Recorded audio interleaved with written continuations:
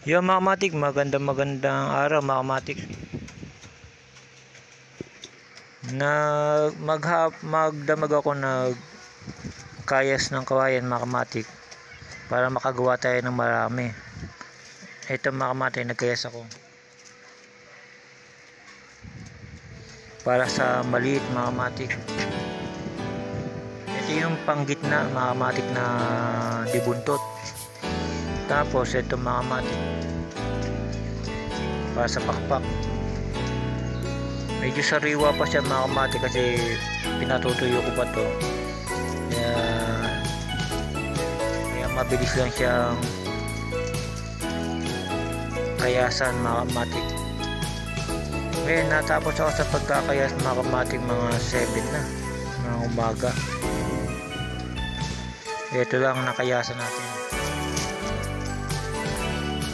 Sa pagkakayas mga kamatik, lalo na ako sa Ringgolang business mo, tiyaga lang dito mga kamatik.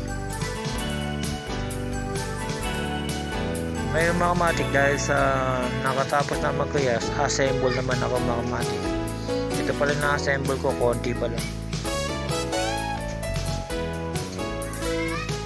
Nasa 20 pa lang mga kamatik. After na matapos ako magkayas, assemble naman. Yung iba mga kamatik, hindi ko pa na kakayasan kasi naubusan ng maliit. Maraming gustong bumili ng maliit, kaya ito inuna ko. Yung iba mga kamatik, ito pa.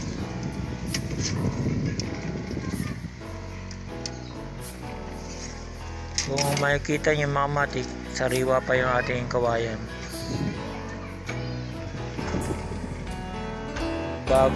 Bago yan mga kamatik, itong kawayan.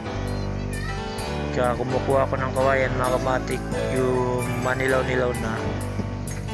Kasi mga kamatik, pagka kulay green pa lang mga kamatik, batang bata pa. Pagka binilad mo mga kamatik, ay kukulubot. Ito katulad nito mga kamatik, talagang dilaw na siya.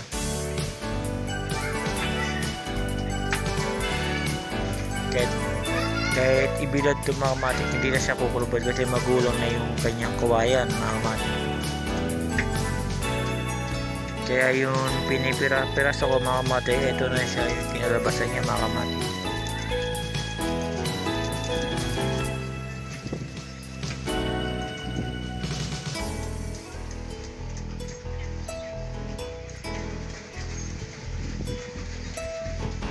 Yan, mga sariwa pa yan mga kamatik.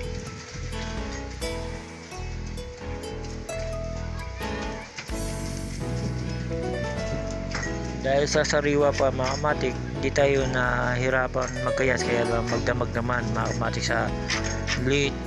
Ito mga kamatik, talagang papalaba ka sa kayasan. Ang gamit ko naman dyan mga kamatik, hindi na kutsilyo, kundi itak na.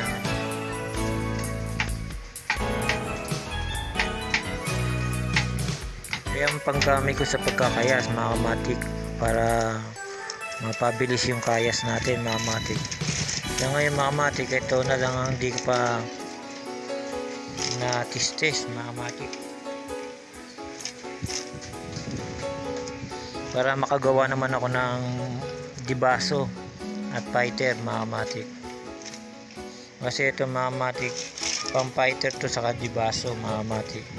Baka pagka nakubera ko na yung maliliit mga kamatik, ito na may susunod ko mamaya pagkakayas.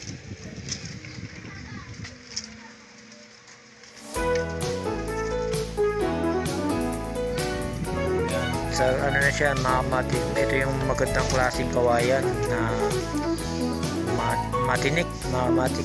Pagka matinik na kawayan ng kinukuha mo, magandang klase yun mga kamatik. Pangguro yun, kahit anong klase sa Ringgola. Pagka gano'n ang ginawa mo mga kamatik, okay na. Katulad nito mga kamatik, paano mo masasabi pagka matanda na yung kawayan mga kamatik? Pagka ganito na kulay,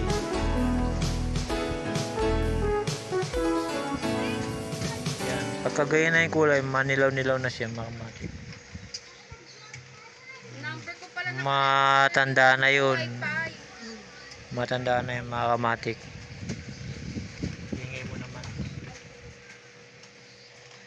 Tumatanda yung mga kamatik, matanda na. Pagka ganyan mga kamatik. Ayan, katulad na ito mga kamatik, manilaw-nilaw yan. Ayan, pagka ganyan yung kawayan, napuputulin mo manilaw-nilaw na mga kamatik, okay na yan mga kamatik.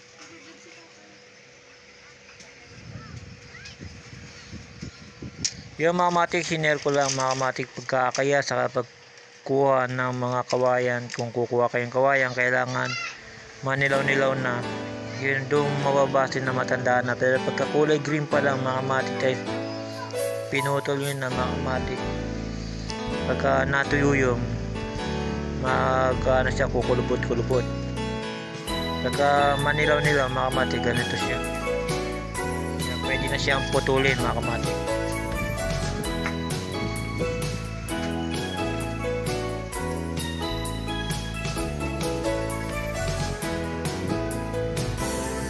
Yung mga kamatik, sinare ko lang mga kamatik itong mga kawayan na klaseng matibay na klaseng kawayan mga kamatik, yung matinik.